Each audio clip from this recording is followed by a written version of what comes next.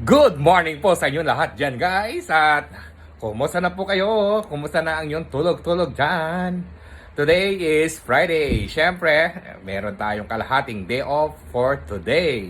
Kaya tuwang-tuwa ako kahit papaano. Meron tayong kalahating araw na pahinga. Bakit Kapampangan? Kalahating araw. Kalahating araw. Oh, ganon, di ba guys? Oh, halina kayo.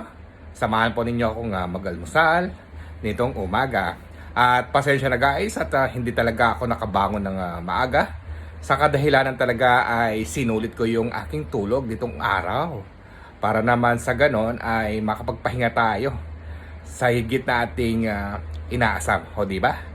O eto na yung aking almusal guys at saluhan po ninyo ako. Ayan guys, nagtimpla na tayo ng kape na inaasam natin tuwing umaga. At syempre, hindi maalis yung brown bread na nilagyan ko ng palaman. Ayun. Chicken spread. Oh, kain tayo guys.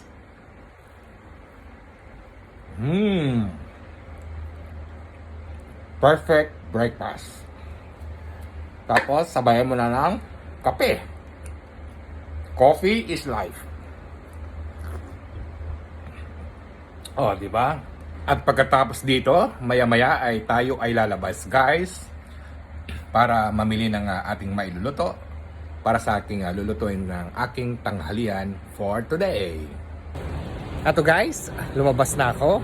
Samahan po ninyo akong pumunta ng grocery para mamili ng aking mailuluto para sa aking pananghalian. Siyempre, gayon pa man ay Friday, dapat natin sulitin ang ating pahinga para kapag tayo ay bumalik sa trabaho, medyo malakas-lakas na naman tayo, di ba? Medyo may kainitan, okay lang naman lakarin, kayang-kaya pa naman. Sa ngayon ay iniisip ko na parang gusto ko magluto ng gulay. Kaya titingin ako kung ano ang lulutuin kong gulay para sa aking tanghalian. Meron pa naman akong ulam na natira kagabi na hipon. At yun na lang ang gagawin kong pangsahog. Talagang titingin na lang ako ng gulay. At yun na lang ang idadagdag ko. Kasi gusto ko talagang kumain ng gulay. I miss gulay talaga. So, dyan muna kayo guys. Ako'y mamamalengke muna, no? At mamaya na ulit ang aking update. At wala na pala akong bigas. Wow! Crab meat, oh. Parang gusto kong makatry ng ganito. Maganda rin itong gamitin sa sa palapok. Yung tinapa powder. May kangkong.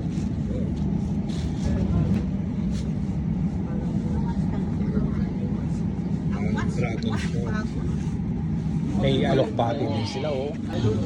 Yun, oh. Saging latonda. Kuha tayo ng repolyo. Lagyan natin ng sayote kahit maliit lang. Yun na nga guys. Tapos na tayo mamalengke. At bumili na rin ako ng bigas dahil wala na akong bigas sa bahay. Wala na tayong maisasayang. Yun, nakabili na ako ng gulay. Ang tanging mailuluto ko lang na match doon sa hipon na aking natira na ulam kagabi. Yun lang ang tanging ninanais ko at namimiss kong ulam sa pananghalian ngayon. Madali lang naman lutuin yun at very effortless. Pauwi na tayo ng bahay kahit sa tanghaling tapat.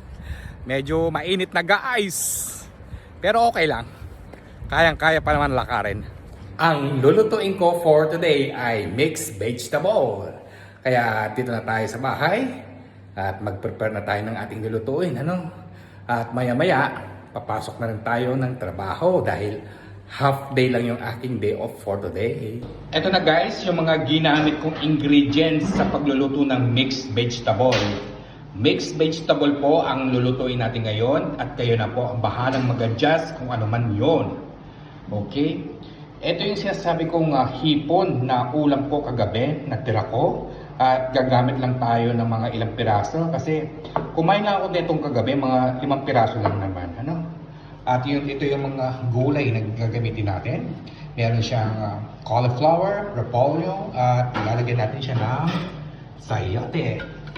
At syempre, yung green pepper at carrots, tanging mga bawang at sibuyas lang.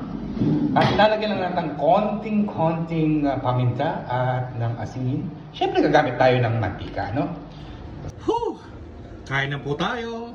Ito na yung mixed vegetable ng aking niluto para sa aking pananghalian for today. Siyempre, yung konting kanin. Nagda-diet tayo, no? Hindi kamukha ng kapitbahay natin. Nako. Hali po kayo guys! Kain po tayo at saluhan ninyo ako dito sa aking pananghalian ko na aking niluto. Wow! Ako'y ginugutom na talaga guys. Sa amoy pa lang, nako. Ay, nako. Hay, ako'y gutom na. Guys, dito na po magtatapos yung aking vlog ko for today. At sana po ay kayo ay nasiyan at kahit pa paano. At maraming salamat po sa inyong panonood nitong aking ginawang content. Thank you for watching. Like and share. Ingat po kayo parate at enjoy lang. Bye!